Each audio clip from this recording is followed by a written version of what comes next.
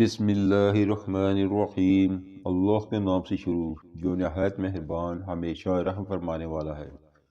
سورہ مائدہ نمبر 5 آیت نمبر 1 تا 5 اردو ترجمہ عرفان القرآن۔ اے ایمان والو، اپنے عہد پورے کرو۔ تمہارے لیے چوپائے جانور یعنی مویشی حلال کر دیے گئے ہیں، سوائے ان جانوروں کے جن کا بیان تم پر آئندہ کیا جائے گا، لیکن جب تم احرام کی حالت میں ہو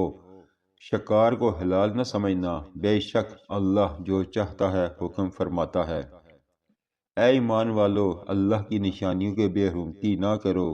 اور نہ حرمت و ادب والے مہینے کی یعنی ذوالقعدہ، ذی الحج، محرم اور رجب میں کسی ماہ کی، اور نہ حرم کعبہ کو بھیجے ہوئے قربانی کے جانوروں کی،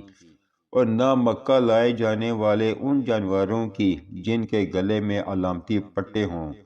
اور نہ حرمت والے گھر یعنی خانہ کعبہ کا قصد کر کے آنے والوں کے جان و مال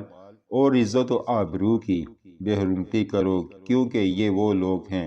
جو اپنے رب کا فضل اور رضا تلاش کر رہے ہیں۔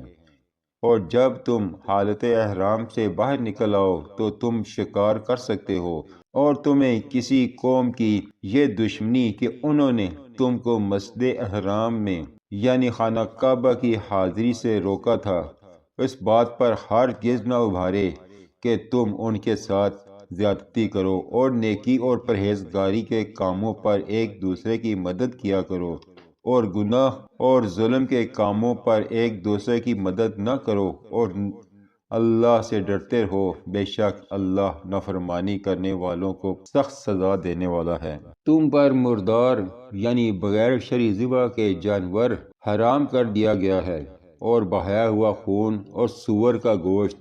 اور وہ جانور جس پر ذبح کے وقت غیر اللہ کا نام پکارا گیا ہو، اور گلا گھٹ کر مرا ہوا جانور، اور دار آلے کے بغیر کسی چیز کی ضرب سے مرا ہوا اور اوپر سے گر کر مرا ہوا، اور کسی جانور کے سینگ مارنے سے مرا ہوا،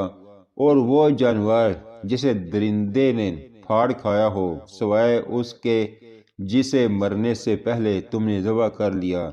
اور وہ جانور بھی حرام ہے جو باطل معبودوں کے تھانوں یعنی بتوں کے لیے مخصوص کی گئی قربان گاہوں پر ذبح کیا گیا ہو، اور یہ بھی حرام ہے کہ تم پانسوں یعنی فال کے تیروں کے ذریعے قسمت کا حال معلوم کرو یا حصے تقسیم کرو، یہ سب کام گناہ ہیں۔ آج کافر لوگ تمہارے دین کے غالب آ جانے کے باعث اپنے ناپاک ارادوں سے مایوس ہو گئے، سو اے مسلمانوں، تم ان سے مت کرو اور مجھ ہی سے ڈرا کرو۔ آج میں نے تمہارے لیے تمہارا دین مکمل کر دیا اور تم پر اپنی نعمت پوری کر دی، اور تمہارے لیے اسلام کو بطور دین یعنی مکمل نظام حیات کی حیثیت سے پسند کر دیا۔ پھر اگر کوئی شخص بھوک اور پیاس کی شدت سے اضطراری یعنی انتہائی مجبوری کی حالت کو پہنچ جائے، اس شرط کے ساتھ کہ گناہ کی طرف مائل ہونے والا نہ ہو یعنی حرام چیز گناہ کی رغبت کے باعث نہ کھائے، تو بے شک اللہ بہت بخشنے والا نہایت مہربان ہے۔ لوگ آپ سے سوال کرتے ہیں کہ ان کے لیے کیا چیزیں حلال کی گئی ہیں۔ آپ ان سے فرما دیں کہ تمہارے لیے پاک چیزیں حلال کر دی گئی ہیں، اور وہ شکاری جانور جنہیں تم نے شکار پر دوڑاتے ہوئے یوں سدھار لیا ہے کہ تم انہیں شکار کے وہ طریقے سکھاتے ہو جو تمہیں اللہ نے سکھائے ہیں، سو تم اس شکار میں سے بھی کھاؤ جو وہ شکاری جانور تمہارے لیے مار کر روک رکھیں، اور شکار پر چھوڑتے وقت اس شکاری جانور پر اللہ کا نام لیا کرو،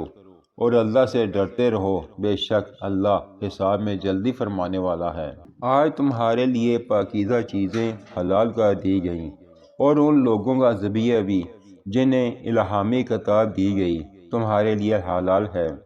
اور تمہارا ذبیحہ ان کے لیے حلال ہے، اور اسی طرح پاک دامن مسلمان عورتیں اور ان لوگوں میں سے پاک دامن عورتیں جنہیں تم سے پہلے کتاب دی گئی تھی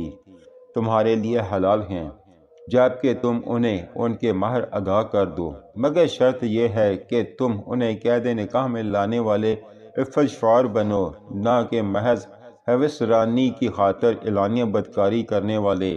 اور نہ خفیہ اشنائی کرنے والے۔ اور جو شخص احکام الہی پر ایمان لانے سے انکار کرے تو ان کا سارا عمل برباد ہو گیا، اور وہ آخرت میں بھی نقصان اٹھانے والوں میں سے ہوگا۔